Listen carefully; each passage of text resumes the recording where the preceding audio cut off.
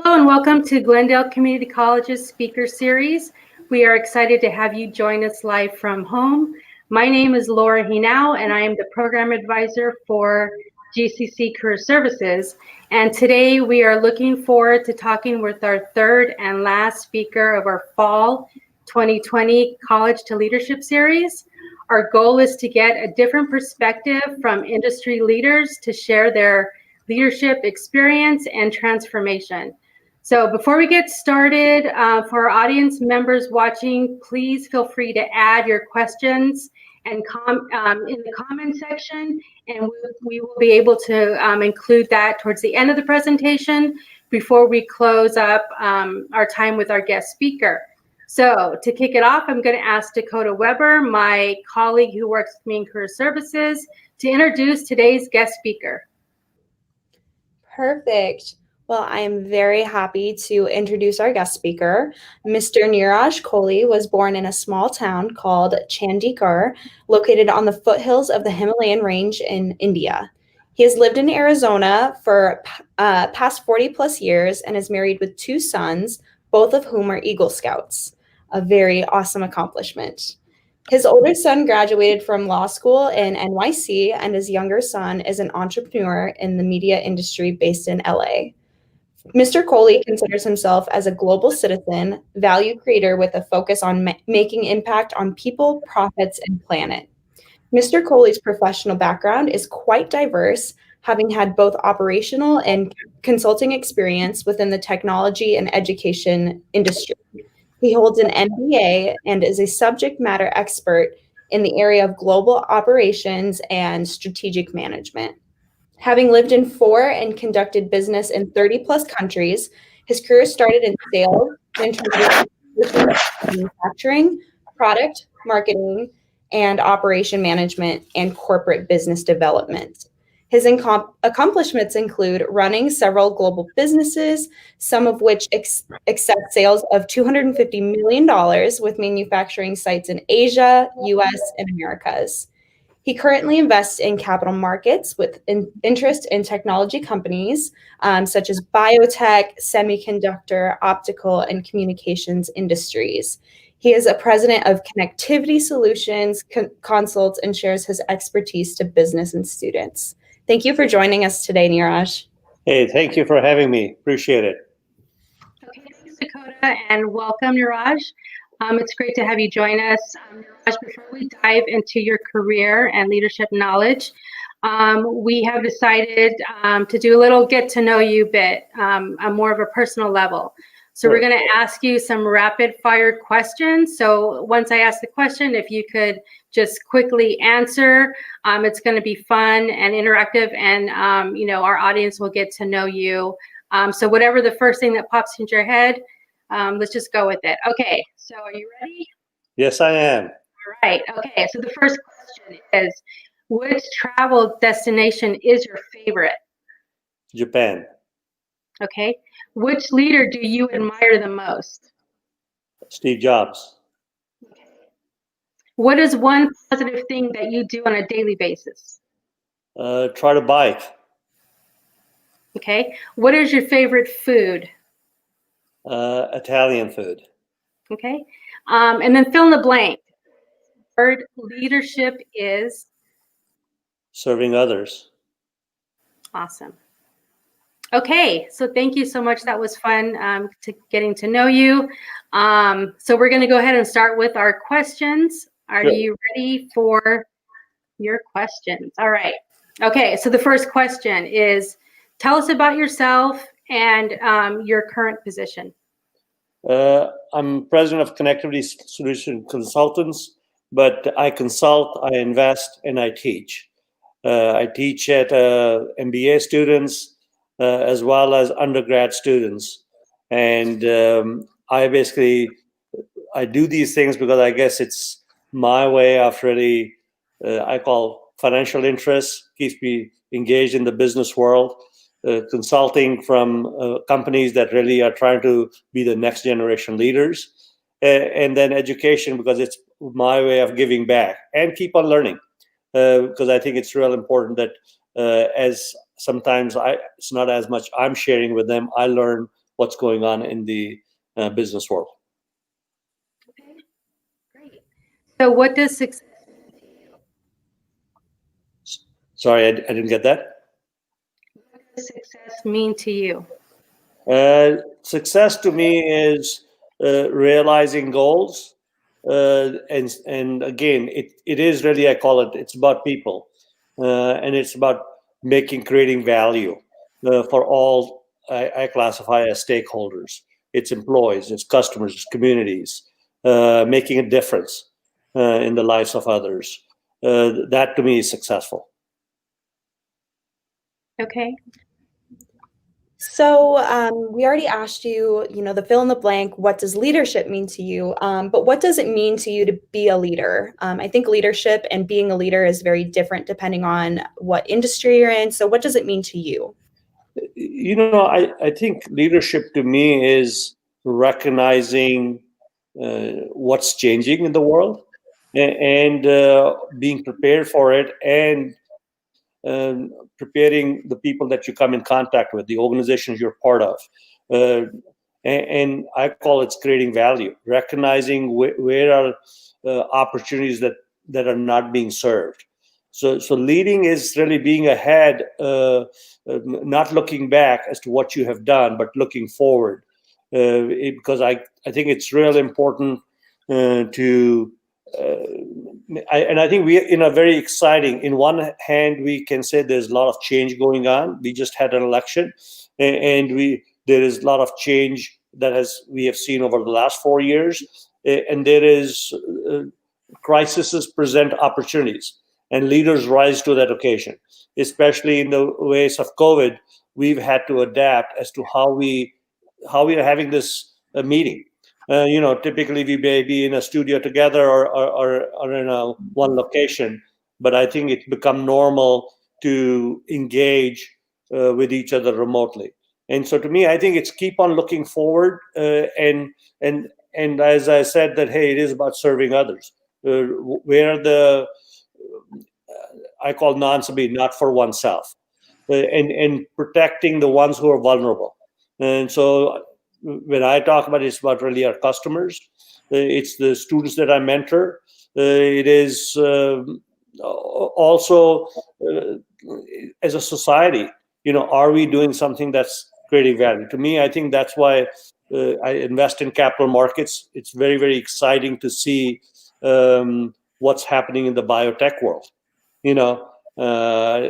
Because what we have found is that most of us very medically are quite similar, but then when we have diseases, the way the medicine has operated, it has all been addressing the disease.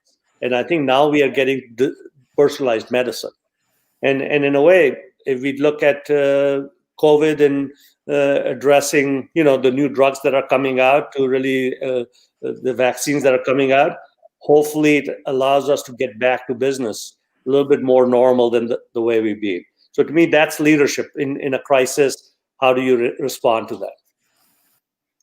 So you kind of touched on like some barriers, I guess, that are currently happening in our world. So I want to know which barriers did you have along your journey? Your career journey. I would say that, diversity as we saw it, is representing society at large. It should be representative of who are the people who make up part of society, whether a business organization, a nonprofit. It's about connecting the unconnected. We should not think of it. So to me, the barrier that when I came to the US, or even I came in 1979, and when I joined Motorola, I spent 20 years with them.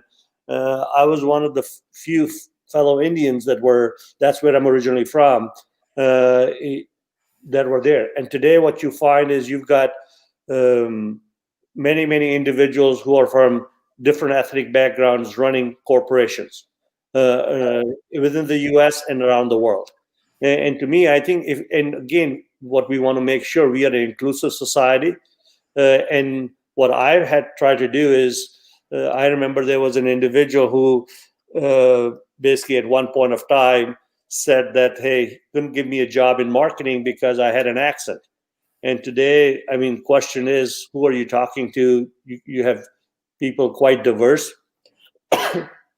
who have an accent, and what we've got to do is not only look at from our base point, but we just got to remain open and look for the differences. To me, I think we are many, but yet one, and we have to look at the human race.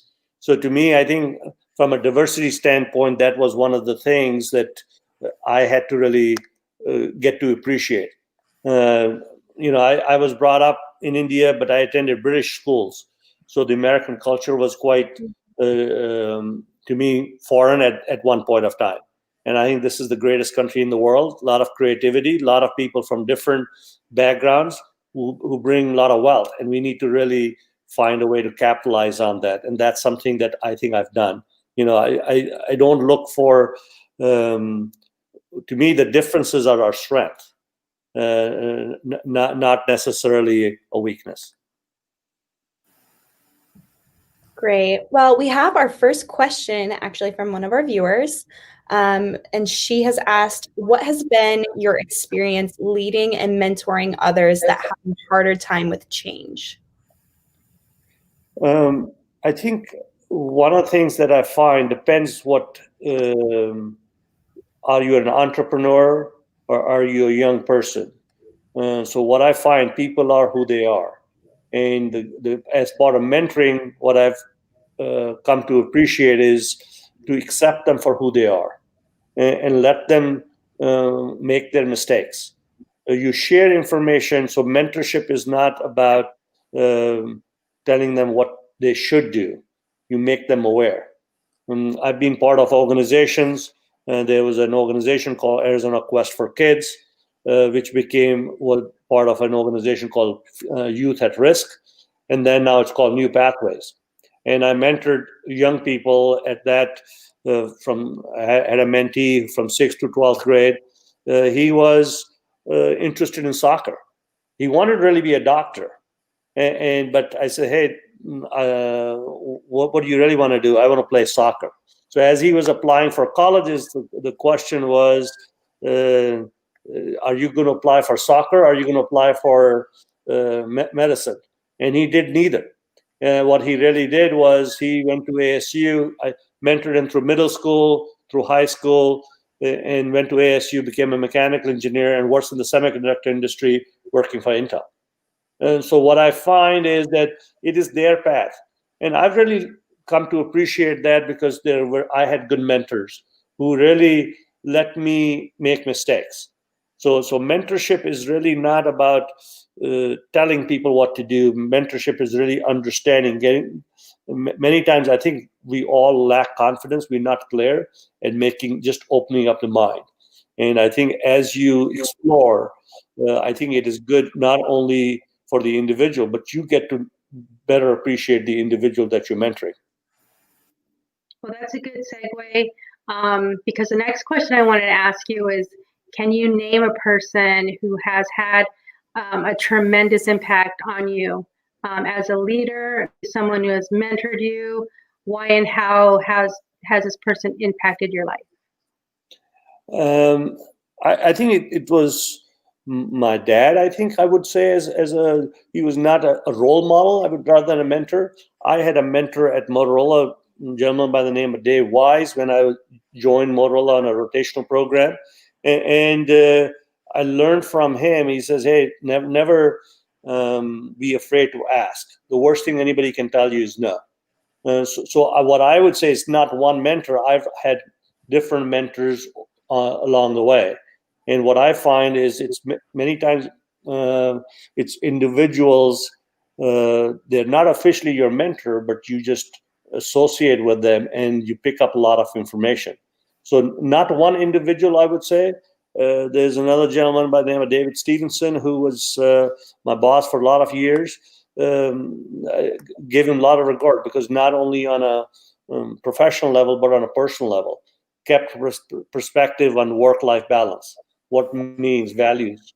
So to me, I think those individuals have left a mark that basically have taught me how to be a better mentor for others, because they generally cared about as an individual rather than because you were in a business relationship or because you were an employee.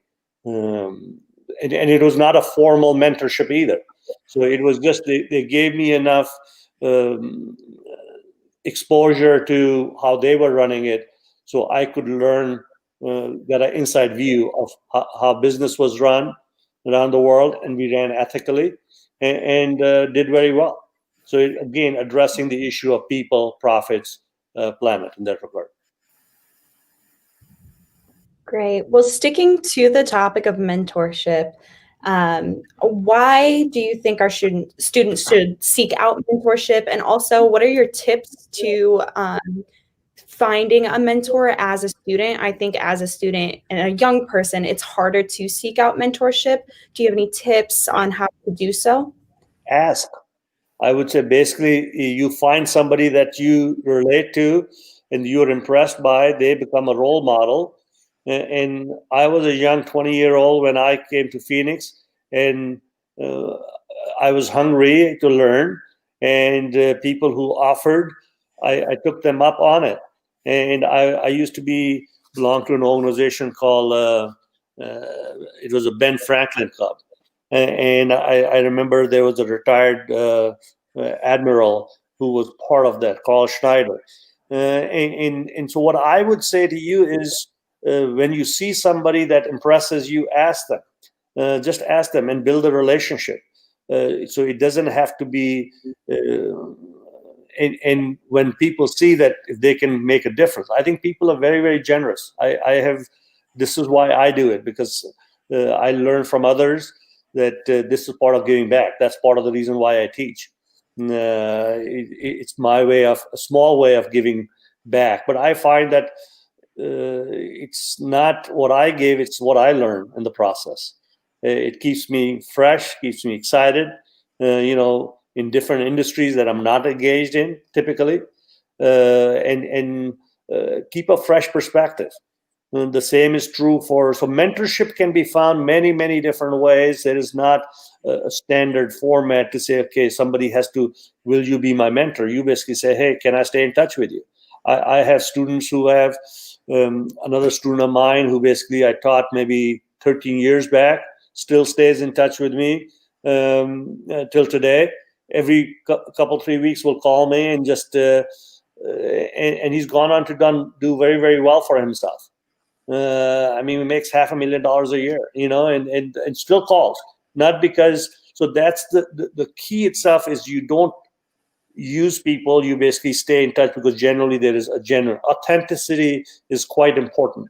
Because if you're looking for, and you can't have 15 or 20 mentors, so you've got to decide, these are the people I trust, these are the people I connect with, I like what I hear, and try it out, because it's your journey.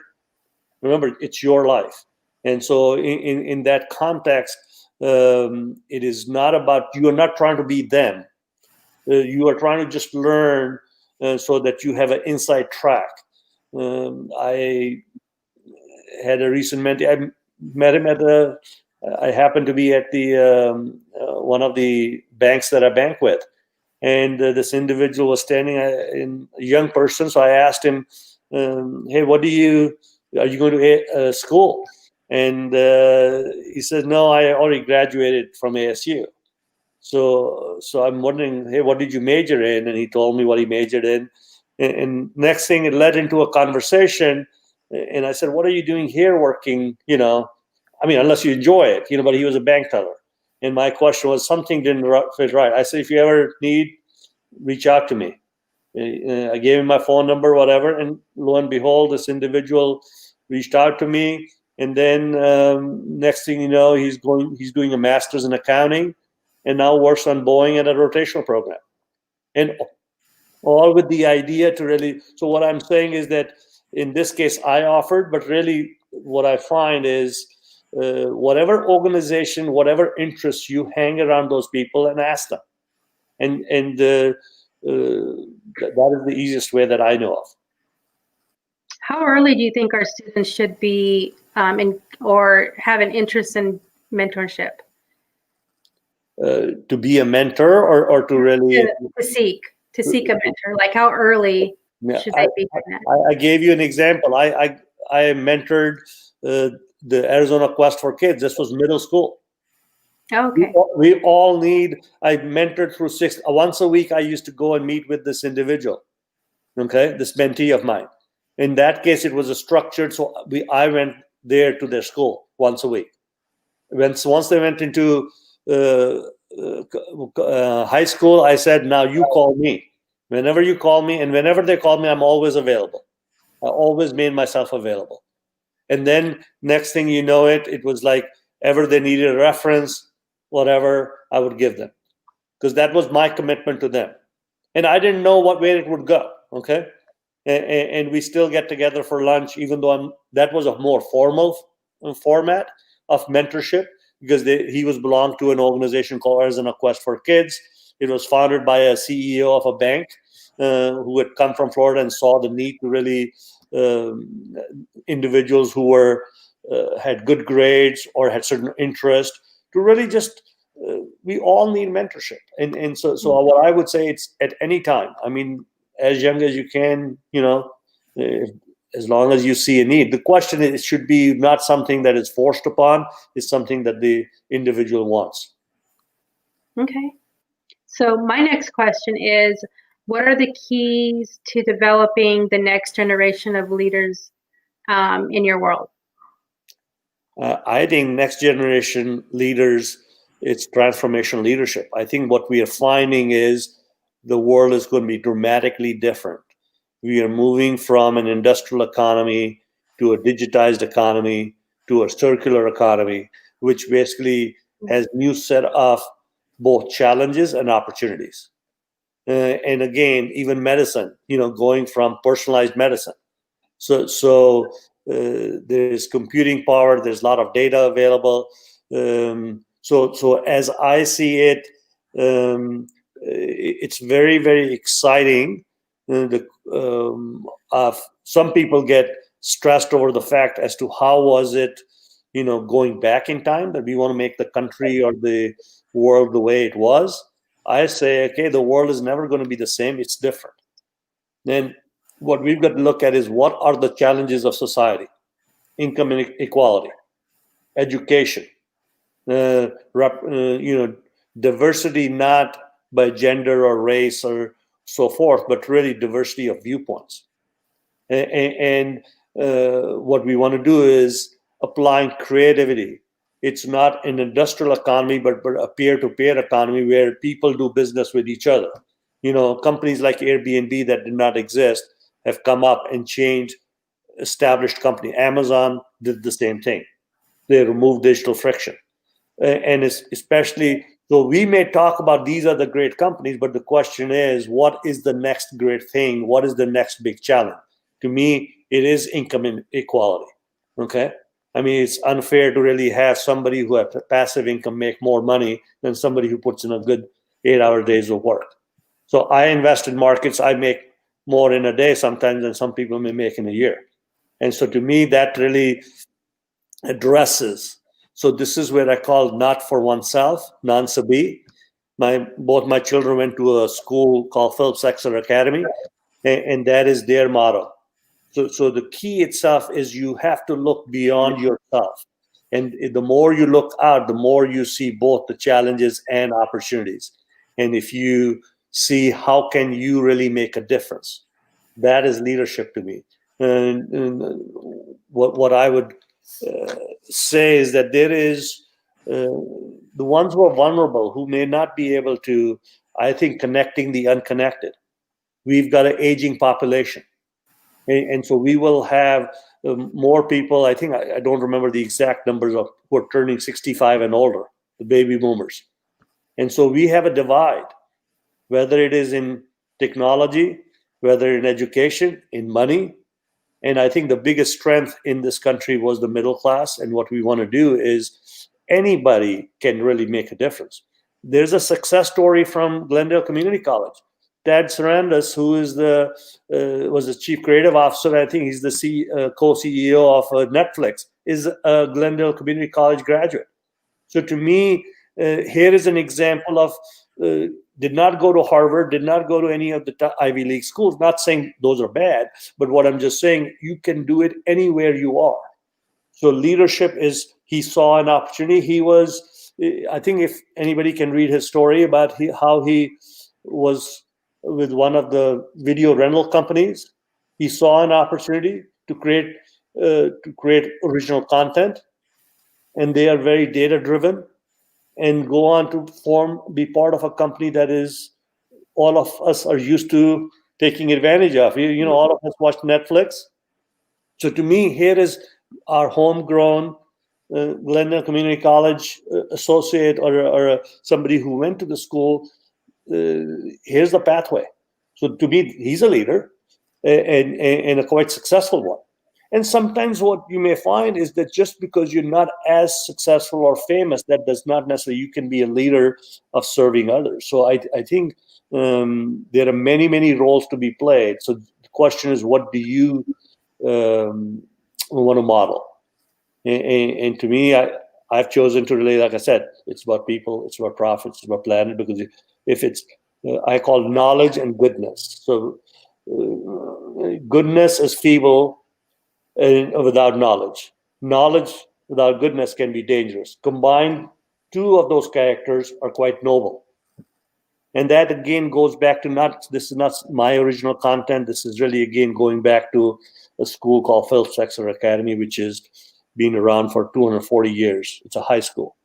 And that's the type of leaders they are trying to, a lot of people think they're going to a great school. I think life is school. Day-to-day living is school. It doesn't come with a manual. And so the question itself is to really take advantage. Many of us think that we need to have a recipe. So many of the questions are very, very good. But at the same time, I want our audience to be aware that there's no prescription to leadership. You are a leader when you act like one, and you decide what matters. It can be in a local community. It can be your neighbor, and in many, many forms. In a professional sense, that's why I call people, profit, planet, because in the economic sense, we are driven towards we are a capitalistic society, and as I say, it is not. If you don't make money, that's not good. Nobody's going to help you either. So you got to keep the economic independence. I would like to see, and that's what I try to, even when I do my mentees, I really give them basics on finance. To me, debt is the biggest form of slavery. So these are fundamentals that go beyond good value system, and again, without changing them who they are. I have a question. So, I think leadership style can change across many different spectrums, but specifically, how does your leadership change when you're talking about different generations? So how does your leadership style change when you're interacting with Gen X versus millennials versus Gen Z? So I would or even classify the baby that boomers? as situational leadership, what situations you're in. And this is really respecting the audience of who you're dealing with. So it is what's important to them. What are the issues? Even with my own children, what I find is that the things that value, you got to really hang around young people, because they teach you that it keeps you young to start with, and then you keep up. What are the fresh issues? And they are our future leaders. So you've got to, in order to deal with situation, you've got to immerse yourself in that situation. And one thing that I find is economic, strata makes a difference. So people who are in the low income, they live day to day. People who are middle class, they live for maybe the next generation. And whereas people who are extremely wealthy, they think 10 steps are multi-generational. So what it really says, the viewpoints are, so you've got to look at what background are they coming from? What are the values? And so when you're dealing with them, I try to understand that. I'm not there to judge them. And I say, I get humbled every day. So any of what I'm sharing is not meant to be prescriptive, saying this is the only way. It is just a matter of to have recognize you appreciate what's the audience. I teach often, so every class is a new class. Just because I've taught it doesn't mean anything, because to me, at the end of the day, it's not delivering content, it's enriching their life. So I call it's about thinking, questioning, understanding. And then you got to analyze, apply, and create. So what I try to do is go through this process of, I try to understand who I'm dealing with, what's important to them, try to analyze to really get a perspective, get on the same page, and communicate authentically. I think when you do that, people appreciate. So I think that's one of the things, because sometimes in a social media society, we can really become perception is reality. And we need to be mindful of that, because it can have quite a drastic impact. I have a question, because that was a great question, Dakota. For our students, we're towards the end of the semester. What advice can you give them as motivation to keep on going to the end of the semester? What is something positive that you can share with them as we're heading towards the end of the year? I would say persistence. Have long-term goals that basically, so even if I see this quite often, that even if you are going to get a bad grade, learn from what doesn't work. So look, remember, this is part of your journey, life journey. I take many of my stuff that I'm sharing with you, go back to my childhood. And I had teachers who really played a role. Recently, so I say that look forward, have a long-term goal, stay with it. Even if you fall down, even if you're not doing well, when I call it, don't get overexcited when you do well, don't get too down when things don't go work. Each of them are teaching you. Actually, it's only when we struggle do we really learn and grow. And if you can teach yourself and train yourself to do that, I tend to meditate. That is one of my ways of really grounding myself. So you have to ground yourself. Some people I like to hike. That is another form. Biking is another form.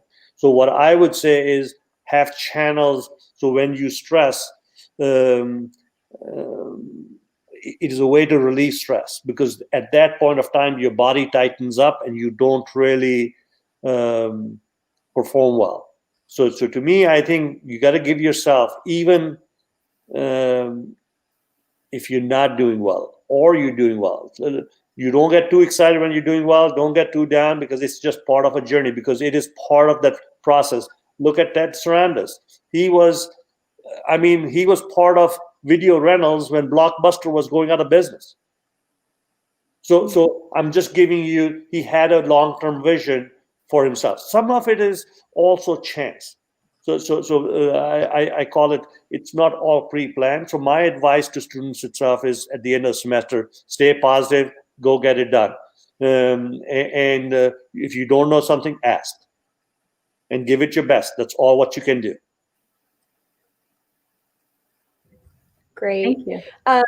Along with that, what wisdom can you share with our students on completing that degree, and once they've finished with their school, launching themselves into that leadership position? I think with people who are just graduating, it's really easy to fall into that follower step. What are your tips on launching yourself into a leadership position as a young professional? I would say get as broad a background as you can. Rotational programs are excellent. The internships are great. So what you're trying to do is acquire skills. That's why having the vision of saying, this is what I aspire to become, then you try to list down what are the skills you need to get to that point. What do I have? What do I not have? And that's why scouting to me is goal setting, reaching small goals.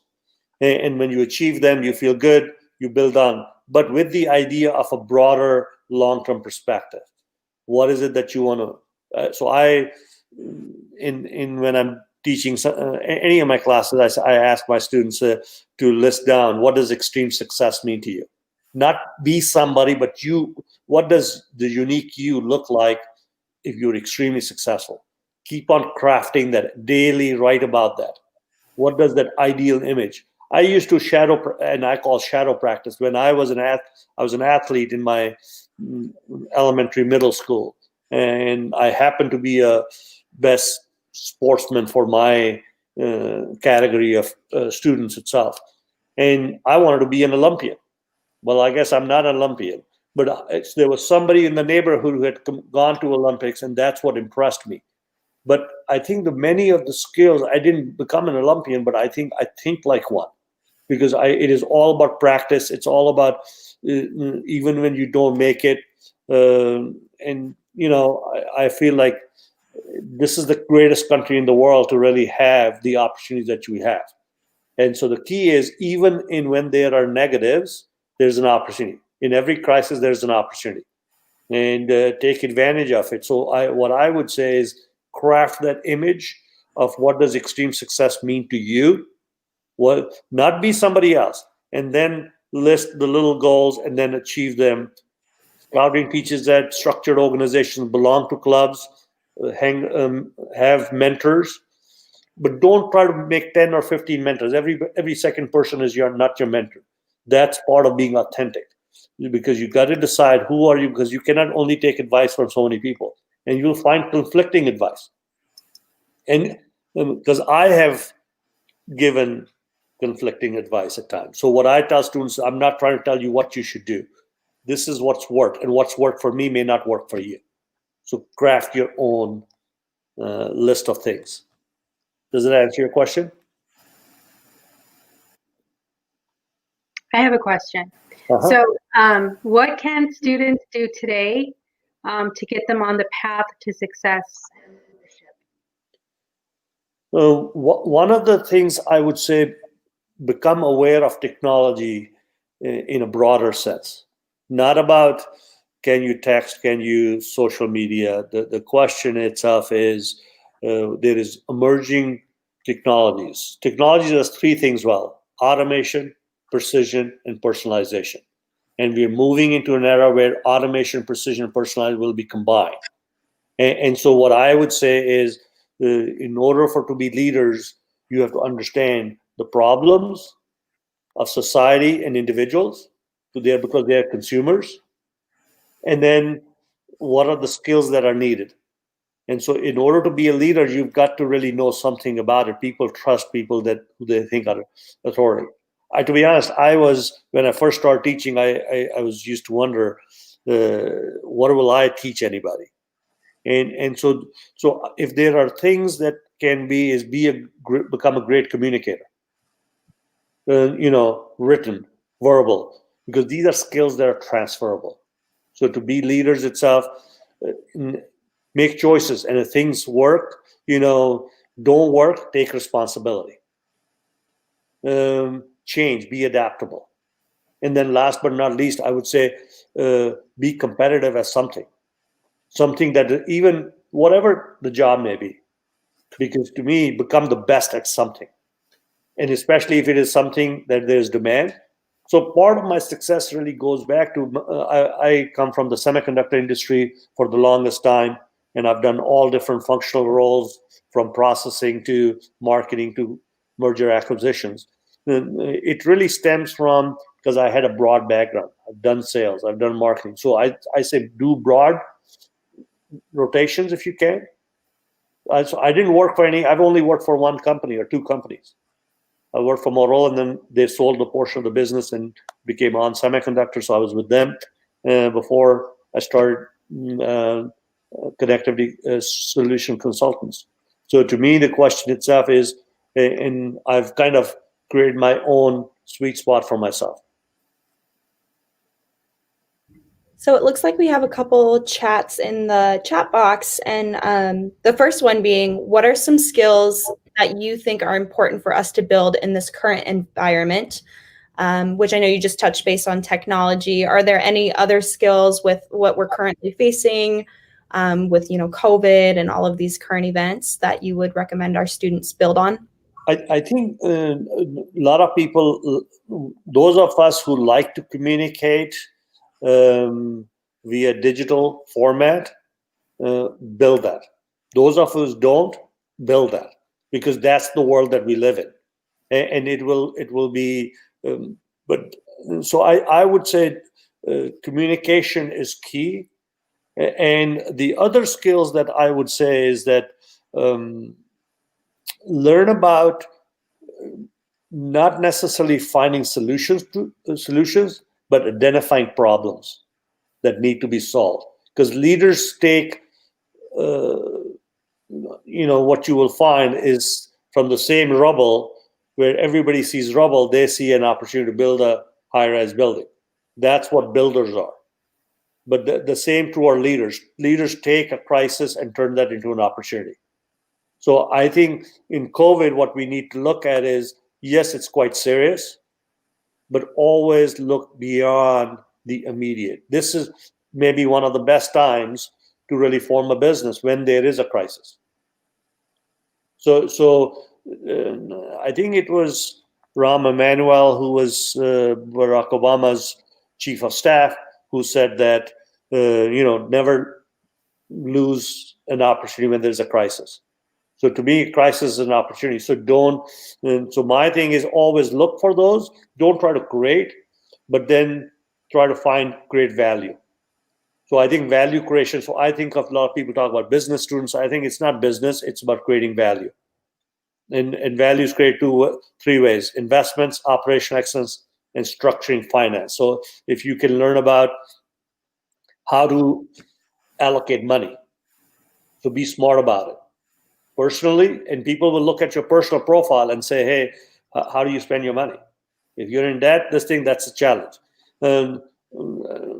Operational excellence, meaning, do you learn how things function? How do they come together? That's another area. And financing is, how do you structure? Do you take debt, or do you take equity, if you start a business? So these are, if you can learn the basics of it, and I would say maybe a sales job for everybody, because you become comfortable with people. Because even whether you're a business person, a doctor, whatever field that you choose to go, communication skills, and you got to sell your idea. So I would say take a sales job, and just to, not that because you want to do it, not because and when you're selling, you're not trying to literally sell them. What you're doing is developing your communications, hone your skills. Great. Yeah. Do we have any more questions, Dakota? We do have one more. And this individual said, can you share more about what you do today in your current role? And can you identify some key decisions that made you get to where you are today? The key things that I do today is balance my time, because again, as I mentioned, I on one hand, I consult, I invest in the markets, and I teach. So one of the things I got to just make sure is the reason I did this is because it gave me the freedom of being my own boss. But at the same time, I find what has got me there is because of my broad background. And I should not overlook the fact a lot of this chance. When I left Motorola/onsemi, the question was start a business. And to me, it was not only just about making money, but creating an enterprise. But how could I have a broader community? I traveled worldwide, lived different places.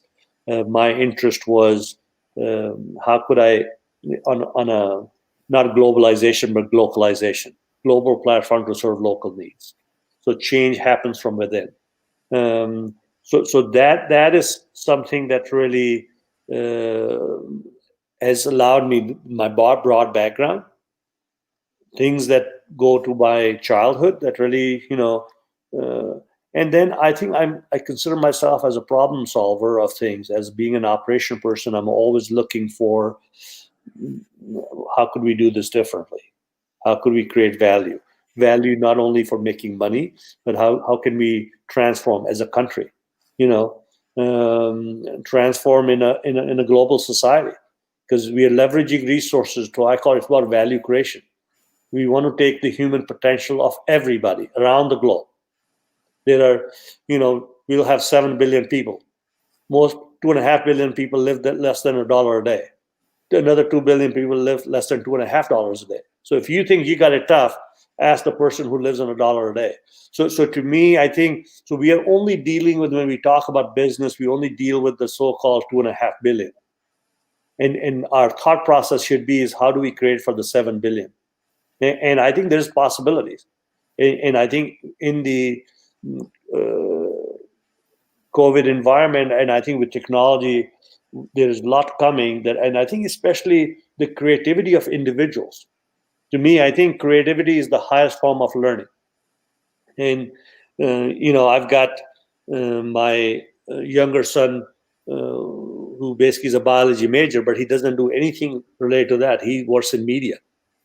And when he was in 7th grade, he was accepted to Juilliard, but he didn't want to do it because he thought he couldn't make enough money in doing the arts. But that's exactly what he's doing now. So my point itself is that who am I to tell anybody? So what I would say is that identify things and be creative. And remember, creative is the highest form of learning. And if you can express that and crystallize that, you may have and then I call it the peer-to-peer. I think the next generation, especially with the 5th generation of technology that's coming, a lot of potential. If we think we've seen technology, we haven't seen nothing yet. So we have one last question. I know we're kind of going a little over time, but this last question is from a student, and she says, as a leader at my church and a student at GCC, how would you go about identifying what your true calling is while being the only and first in your family to do such things? I live alone and question this. Great question. I think, so I share a formula for what I call success. You always try to develop F. It's called 4 C's plus GP is equal to F. F is freedom. You define what freedom means to you.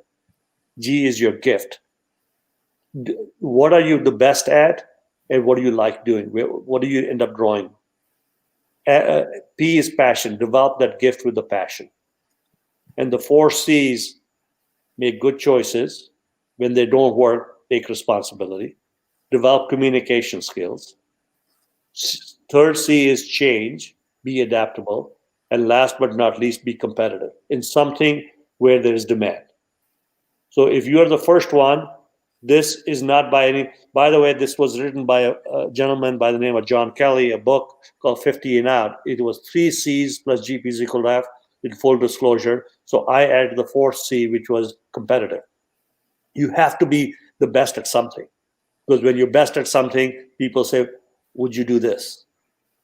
Artists, ball players become advocate of companies, stars become media representatives. So there are many, many ways you can take it. So that's what I would say is, and again, a lot of it is chance.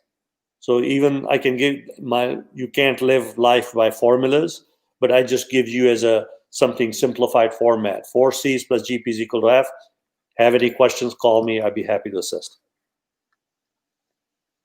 Great. Well, this was a really great conversation. So I just want to thank you, Niraj, for taking your time out of your busy schedule to talk about your transformational journey from college to leadership. For our viewers, I hope you enjoyed today's discussion and that you'll join us next spring as we bring more leaders directly to you. Yeah, and for our viewers, remember that we're on social media. We're on Instagram, LinkedIn, Facebook, and YouTube. So we hope that you follow us so you can stay up to date with everything that we're doing here in Career Services. We will sign off, and we look forward to seeing everybody next year. Thank you. Thank you. Thank you.